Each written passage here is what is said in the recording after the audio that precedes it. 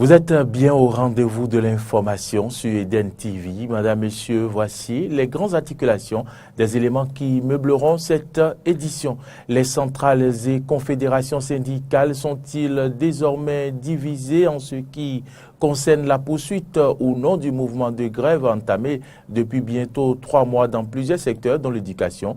Vous suivrez dans ce journal un reportage de Fréjus Serlan qui répond à la dite question. À 1 an des joutes électorales de 2019, des meetings politiques s'organisent un peu partout sur le territoire national. À ce propos, les citoyens béninois se sont prononcés. Vous suivrez leur avis sur la question dans ce journal. Vladimir Poutine met en garde les États-Unis contre des frappes en Syrie en réponse à l'utilisation présumée d'armes chimiques. Donald Trump, lui, ne pense pas tenir compte de cet avertissement. Voilà pour le sommaire.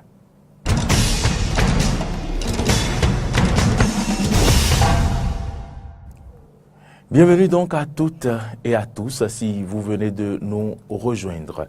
Les centrales syndicales et confédérations syndicales ne parlent plus de la même voix alors que certaines ont annoncé la suspension du mouvement de la grève entamé depuis 3 mois dans plusieurs secteurs dont l'éducation.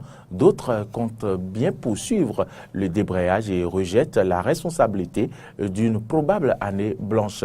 Qu'est-ce qui a motivé la levée de la motion de grève par la CSTB, la CSA Bénin et CESUB, et qu'est-ce qui fonde le jusqu'au-boutisme de la CSTB, de l'UNSTB et de la COSI Bénin? Élément de réponse dans ce reportage que nous propose Fréjus Serlan. Entamé le 16 janvier par les 7 centrales syndicales a du plomb dans l'aile. Désormais, 2 camps s'affrontent. La CGTB, la CSA et la CSUB ont rejoint ce 9 avril la CSPIB qui a levé sa motion de grève. Pourquoi? Moudachirou Bachabi, secrétaire général de la CGTB du camp des centrales tassées de patriotes, explique. La communauté nationale a commencé par se préoccuper du sort. Vous avez vu un peu le balai de médiation, tout ce qu'il y a eu autour, et les efforts de diabolisation dont nous étions l'objet. À partir de ce moment-là, et que vous êtes responsable, vous devez travailler à ne pas lasser l'opinion publique. Vous devez travailler à faire en sorte que la protection des affiliés qui est aujourd'hui au cœur de l'action syndicale, vous puissiez les exercer au maximum pour prémunir, disons, vos affiliés contre les affres d'un pouvoir, je le dis, qui ne sait pas, qui ne connaît pas la valeur du dialogue et qui ne sait pas non plus avoir des propos qui permettent d'échanger avec lui sereinement. Dans l'ambiance actuelle, nous étions en train là de préparer un chaos pour le peuple si nous acceptons de continuer dans le jeu du gouvernement. Il fallait donc arrêter. Résultat d'une pression gouvernementale, réplique le camp des centrales syndicales qui poursuivent la grève, UNSTB, COSI Bénin et CSTB. On comprend pourquoi le pouvoir n'a pas satisfait. Il courait pour démarcher, pour diviser les syndicats, pour casser les syndicats, pour que certains arrêtent. Et il se disait qu'à tout moment que ça pouvait marcher. Et effectivement, il a pu obtenir que des gens suspendent. Nous connaissons les retentions de salaire en février, défalcation. En mars aussi, c'est confiscation de salaire et même défalcation pour certains. Et jusqu'aujourd'hui même, je vous assure qu'il y a certains qui n'ont même pas encore eu leur salaire, on ne sait pas ce qui se passe. Les salaires sont confisqués jusqu'aujourd'hui. Dans ces conditions, que voulez-vous qu'on fasse? On ne peut pas arrêter. Le mouvement de débrayage ne s'est pas en effet arrêté après le constat fait sur le terrain. Vous avez suivi hier à Kandi, un peu partout, dans tout le Bénin, à Comé, des assemblées générales pour désavouer cette motion de suspension, pour dire que c'est une provocation, c'est une injure pour les travailleurs en général et pour les enseignants, les agents de santé, les magistrats, en particulier l'UNSTB, la COSI Bénin et la CSTB, naturellement, poursuivent le combat et félicitent les travailleurs qui, hier, vous avez constaté sur le terrain, le mouvement est toujours massivement suivi. Un désaveu pour les centrales patriotes. Vous êtes pessimiste? Nous, on est convaincus que les gens vont reprendre. Ils vont reprendre parce qu'ils comprendront que notre analyse est juste. Ils comprendront que ce que nous avons fait, c'est d'abord et avant tout pour les protéger, pour protéger le droit syndical, pour que ce peuple-là ne vive pas un chaos qu'il ne mérite pas. Un chaos comme une année blanche dans le secteur de l'éducation. La CSTB et ses pairs sont-ils alors les jusqu'au-boutistes? Mais on parle de jusqu'au-boutisme quand, lorsque le gouvernement satisfait certaines revendications, satisfait d'autres, satisfait une bonne partie. Et vous dites, si vous ne réglez pas tous les problèmes, on ne peut pas arrêter. C'est là on pourrait dire qu'on est jusqu'au boutiste. Le gouvernement fait la ruse et finalement la rage. Aucun point de tout ce que j'ai cité là n'a été pris en compte. Pour la CGTB, la suspension ne vaut pas une capitulation. Nous avons un plan pour le règlement des problèmes qui se posent. Et ce plan-là, nous allons le dévoiler parce qu'aujourd'hui, on ne peut pas travailler avec le gouvernement qui est le nôtre là. Ce gouvernement n'a pas le cœur qu'il faut, n'a pas la volonté d'accompagner et nous devons en tenir compte dans l'utilisation de nos moyens de lutte. Si elles s'accordent toutes sur la non-satisfaction de leurs revendications, les centrales syndicales sont désormais divisées 4 contre 3 sur les moyens de lutte. Un reportage signé Fréjus Serrolan. Par une correspondance en date du 26 janvier 2018, M. Corvi Hervé Guédégbé, secrétaire exécutif de l'autorité de régulation des communications électroniques et de la poste du Bénin, ARCEB Bénin, a saisi l'Observatoire de la déontologie et de l'éthique dans les médias, ODEM, d'une plainte contre le journal Soleil Bénin Info, sollicitant ainsi de l'institution la condamnation du journal pour les motifs d'accusation mensongères, diffamatoires, injurieuses et sans fondement. L'ODEM, après étude des faits, passant par l'instruction et appréciation, a rendu publique sa décision de condamnation ce mercredi 11 avril 2018 au cours d'un point de presse. Cano François Ngbelenito a recueilli les propos. Suivez plutôt. Dans cette parution numéro 727 du mercredi 26 décembre 2017 et numéro 738 du mercredi 24 janvier 2018, le journal Soleil Bénin Info a publié 2 articles à la une portant respectivement incongruité, manœuvre bizarre au secrétariat exécutif de l'ARCEP Bénin, Hervé Guédégbé défie Patrice Talon et ARCEP Bénin, guerre affleurée mouchetée entre Bachabi et Guédégbé. Conformément à l'article 16 de son règlement intérieur, l'ODEM a saisi le directeur de publication du journal Soleil Bénin Info par une correspondance en date du 30 janvier 2018 afin qu'il apporte les preuves de ses écrits. Quant à l'article publié dans le numéro 738 du journal, le directeur de publication justifie qu'il part du constat qu'à la suite de la décision de transfèrement des abonnés du réseau de téléphonie mobile Glo vers Move, il y a eu comme une distorsion qui s'était emparée de l'institution de régulation des télécommunications au Bénin. Dans sa réplique, le secrétaire exécutif de l'ARCEP Bénin, après moultes interrogations, indique que les réponses du directeur de publication à sa plainte constituent une fois de plus la preuve d'une volonté manifeste de ce journal à diffuser de fausses informations, des analyses fantaisistes sur les personnes et les institutions. À l'analyse de cette publication, l'ODEM constate que le journal n'a fait la moindre investigation avant de publier ses articles.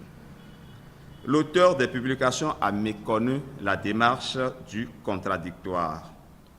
Le relevé du Conseil des ministres brandi par le directeur de publication précise que l'ARCEP devrait poursuivre ses activités en attendant le renouvellement des membres du Conseil de régulation ainsi que du secrétaire exécutif conformément aux dispositions réglementaires. Donc, à aucun moment, il n'y a écrit que le secrétaire exécutif fait obstacle à son départ de ce poste.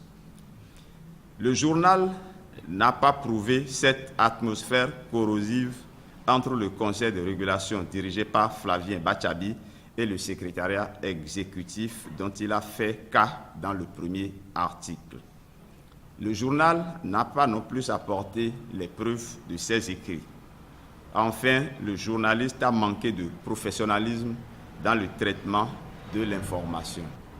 Par ces motifs, l'ODEM condamne le journal Soleil Bénin Info, l'auteur de l'article Amen Nawa, ainsi que son directeur de publication, M.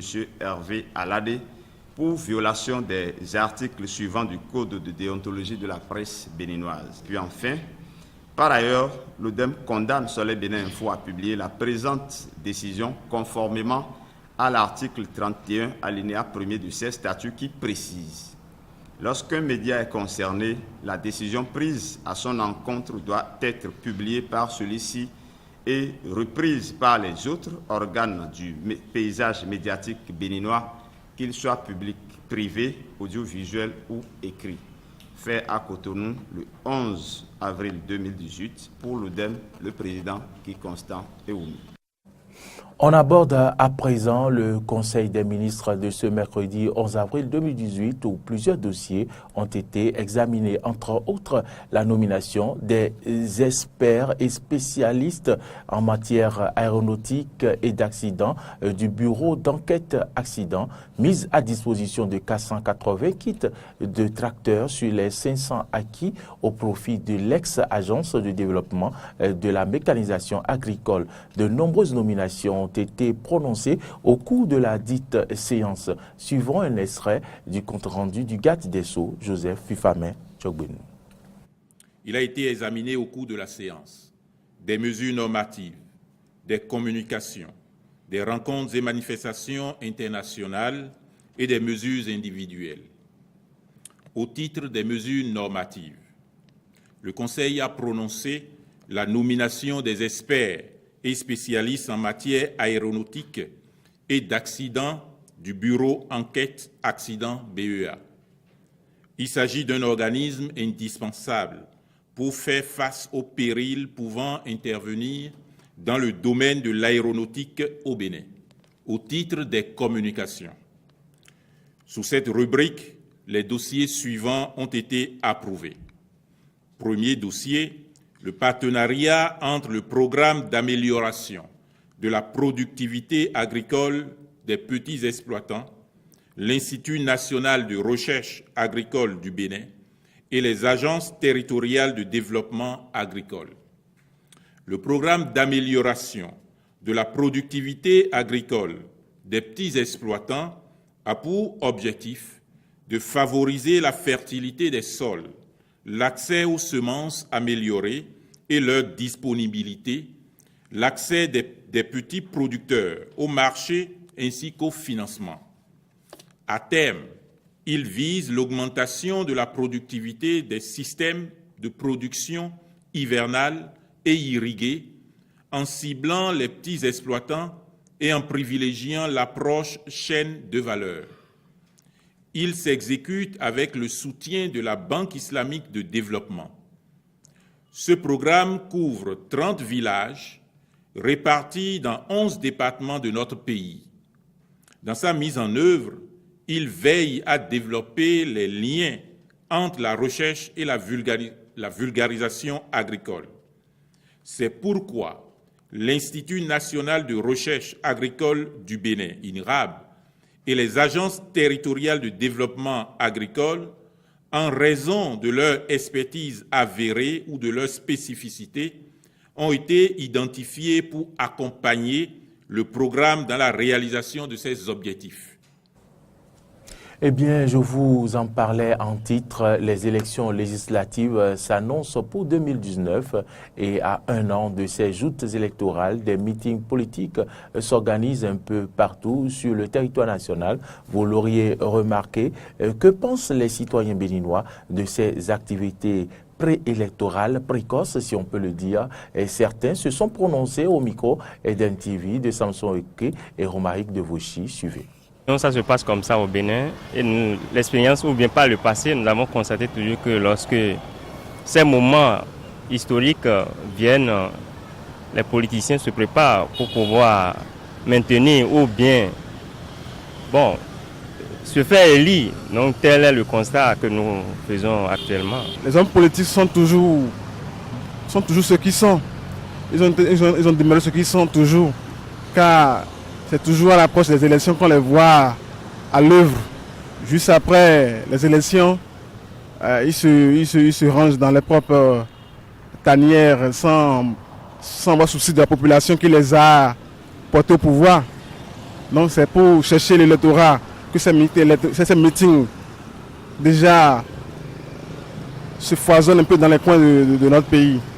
Après, pour avoir l'électorat, et une fois avoir l'électorat, ils sont portés au pouvoir, ils ne pensent plus à la population. C'est comme pour le dire, les élections présidentielles passées aujourd'hui, vous sentez comment la morosité économique frappe le pays, tout le pays. Voilà un peu ce à quoi nous sommes confrontés, nous les populations. Et en tant que jeunes, j'exhorte mes frères jeunes à ne pas vraiment se livrer à ces jeux d'intérêt des hommes politiques. Cette année, on constate qu'il y a beaucoup de meetings politiques qui s'observent dans le pays. Et souvent, c'est à la veille des élections qu'on constate ces genres de choses. Et moi, je me sens un peu gêné parce que souvent, d'abord, il y a trop de partis politiques au Bénin. Et on ne sait plus à quoi ça sert, cette multiplicité de partis politiques. Je constate que c'est rien que pour l'intérêt personnel. Parce que ces partis politiques ne pensent pas à la nation. Ces dirigeants pensent à eux-mêmes. Donc, moi, je ne pense pas que ces meetings qui se multiplient ces temps-ci soit pour l'intérêt général, mais plutôt pour l'intérêt personnel. On ne peut pas ne pas avoir un dirigeant à la tête du pays ou bien au Parlement. Donc cela, c'est la bienvenue et il faut que l'on se prépare. On ne peut pas se lever un beau matin, dire qu'on va faire les élections. Il faut que ça se prépare. Je pense que c'est de bonne guerre. L'essentiel, c'est que tous ceux qui seront élus soient des gens vraiment qui soient à mesure de défendre la cause des Béninois. Sauvegarder l'intérêt général du peuple béninois que nous cherchons tous les jours.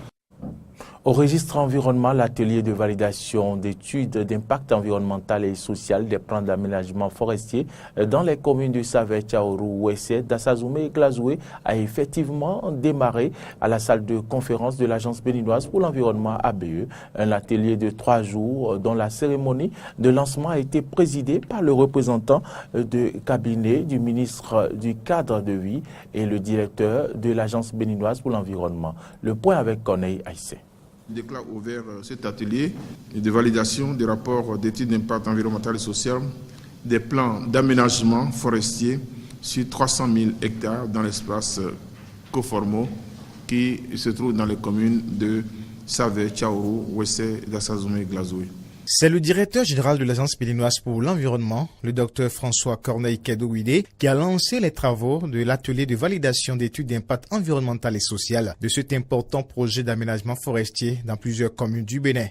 Une rencontre qui a réuni les cadres experts consultants en évaluation environnementale, représentants du ministère du cadre de vie, de l'Agence béninoise pour l'environnement et des communes concernées. L'objectif est d'évaluer et amender le rapport d'études d'impact environnemental pour ce projet qui va contribuer à l'amélioration du couvert forestier dans les communes de Savè, Tchaourou, Ouessé, Dassazoumé et Glazoué. Un tel projet présente des impacts sur les composantes naturelles et humaines de l'environnement.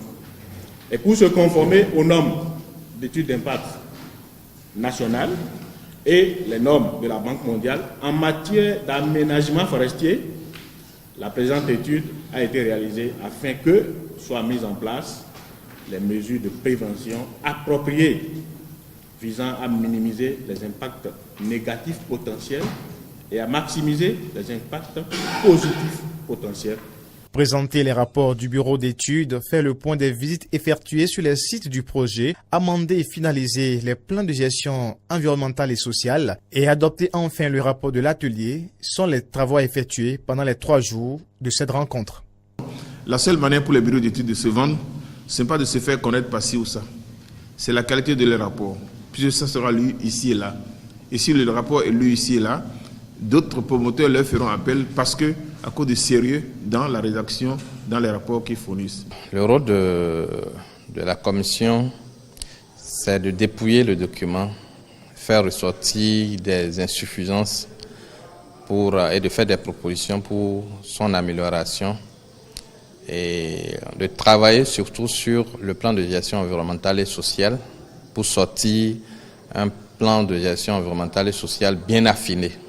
Et c'est ce plan qui sera adressé par l'ABE au ministre en charge de l'environnement, le ministre du cadre de vie, qui va prendre le certificat de conformité environnementale pour chaque plan d'aménagement.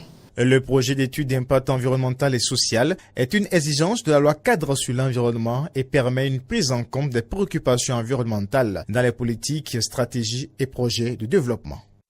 Écoutons à présent le directeur général de l'Agence béninoise pour l'environnement qui va parler dans l'élément qui suivra du bilan de l'an 2 de gestion du pouvoir par le régime de la rupture. Pour lui, plusieurs réformes et grands chantiers ouverts ont surtout contribué à l'amélioration du cadre de vie et à la préservation plutôt des ressources naturelles. Propos recueillis par Corneille Haïssé et Denis Maroya.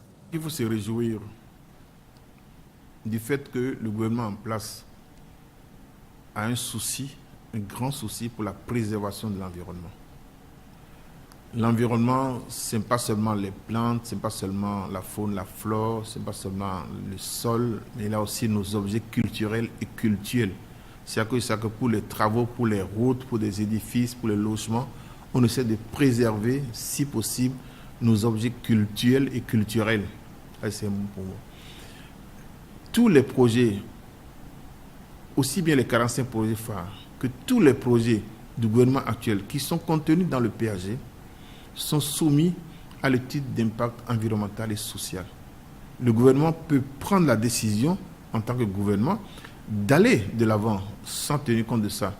Mais le gouvernement veut, comme obligation, de respecter ce qui est contenu, non seulement dans la Constitution, dans la loi 4 sur l'environnement qu'on va actualiser pour ce passage obligé de l'étude d'impact environnemental et social avec l'obtention du certificat de conformité environnementale qui va permettre aux promoteurs d'avoir l'autorisation de commencer avec le travail.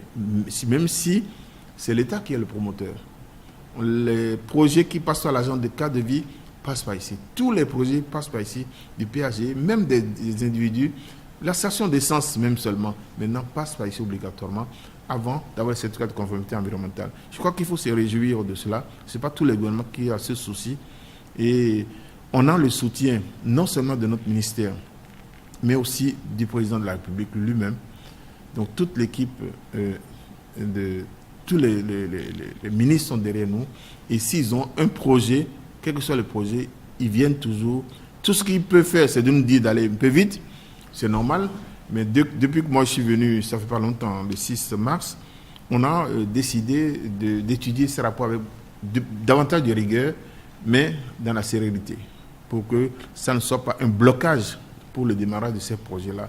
Bon, les Béninois sont inquiets, bon, ils veulent voir quelque chose, mais ils ne savent pas qu'il y a un grand travail qui est en train de se faire, et je crois que, par exemple, pour l'asphaltage, on a déjà évalué tous les rapports. Les rapports qui ont des insuffisances ont déjà complété et à partir du mois de juillet, les travaux vont commencer dans tout le Bénin avec toutes les routes qu'on aura et je crois que c'est une bonne chose. On parle toujours environnement, mais cette fois-ci de l'assainissement de la ville de Cotonou. Le gouvernement de Talon a lancé le projet de modernisation de la gestion des déchets solides et ménagers dans le Grand Nokoué. Constitué par la majorité des déchets non biodégradables, ces ordures sont convoyées au centre d'enfouissement à Ouessé, dans la commune de Ouida, sans aucun tri. Le système utilisé est-il conforme aux règles environnementales? Antoinette Sago a essayé de comprendre comment se fait la gestion des déchets solides et ménagers à Cotonou. Suivez ce magazine. 50 tonnes de déchets solides et ménagers sont produits tous les jours dans la ville de Cotonou. De la pré-collecte à l'élimination définitive de ces ordures, en passant par la collecte et le transport, la gestion des déchets solides et ménagers constitue une filière très complexe. Ce quartier est souvent inondé et les habitants de Védocor sont sous la menace d'eau. Le patron de cet atelier de mécanique nous a demandé de venir déverser les déchets pour boucher le bas-fond. C'est une mauvaise pratique car on retrouve dans les ordures toutes sortes d'objets dangereux. La méthode de pré-collecte des déchets adoptée par la municipalité de Cotonou serait-elle défaillante? Aujourd'hui, dans les pays qui nous entourent, comme au Rwanda où les gens en font expérience, les déchets constituent des matières premières. La manière dont nous gérons les déchets ne garantit pas le bien-être à la génération future. Parce que nous voyons aujourd'hui une gestion qui prend en charge la collecte, le transport et l'enfouissement. Quant au directeur adjoint des services techniques à la mairie de Cotonou, Mesme Yehou, se défend. Je crois que le problème que nous avons rencontré récemment, c'est la non-disponibilité des points de regroupement. Et les ONG n'avaient plus de lieu où déverser les déchets. Aujourd'hui, tous les points de regroupement ont été construits, modernisés, avec des bacs, des conteneurs assez modernes. Et aujourd'hui, personne ne peut plus se plaindre, disons, des difficultés à aller sur les points de regroupement. Cependant, certains ménages se plaignent du coût de l'enlèvement des déchets. Entre-temps, on payait 2000 francs. Il semble qu'il y a eu une augmentation.